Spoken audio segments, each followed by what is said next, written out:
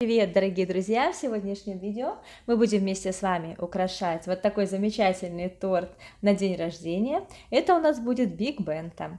Добро пожаловать ко мне на кухню!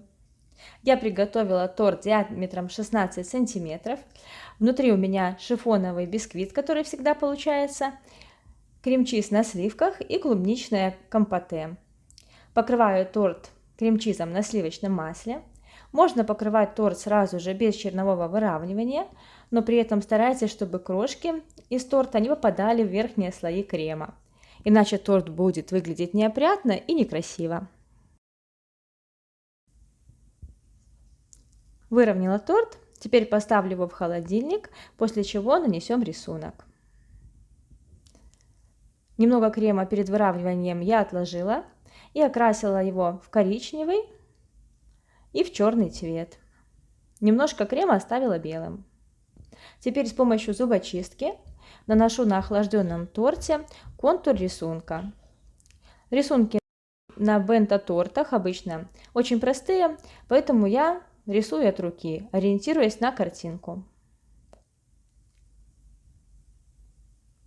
Нанесла контуры мишки и парашюта.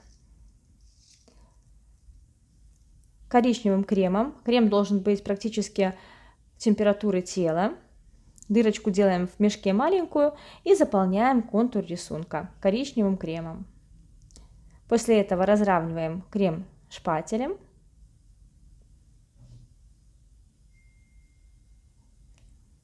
Вот так уже похоже на медведя. Белым кремом делаю точно так же с парашютом. Заполняю рисунок парашюта белым кремом и разравниваю его.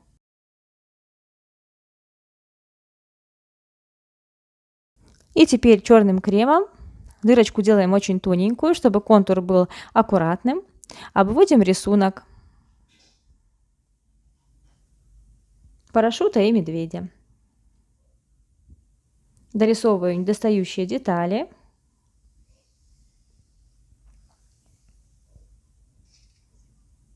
Надпись я сделала растопленным розовым шоколадом окрашенным.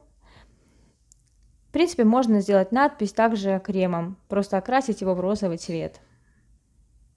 И немножко добавляю сахарной посыпочки. Кстати, если у вас рисунок не получился, вы можете его осторожно снять, подровнять поверхность торта и рисовать заново. Вот такой замечательный торт получился. Остается поместить его в коробочку, и можно отдавать заказчику или дарить. Биг Бенто не помещается в коробочке из сахарного тростника, и поэтому я помещаю его в коробочку на 4 капкейка. Перед тем, как положить торт в коробку, я подержу его в морозильной камере минут 10-15, чтобы он был более стабильным. Коробку собираю наполовину.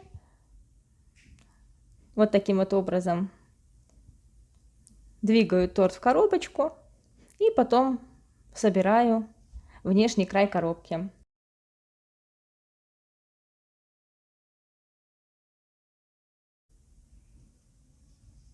И наш замечательный торт готов.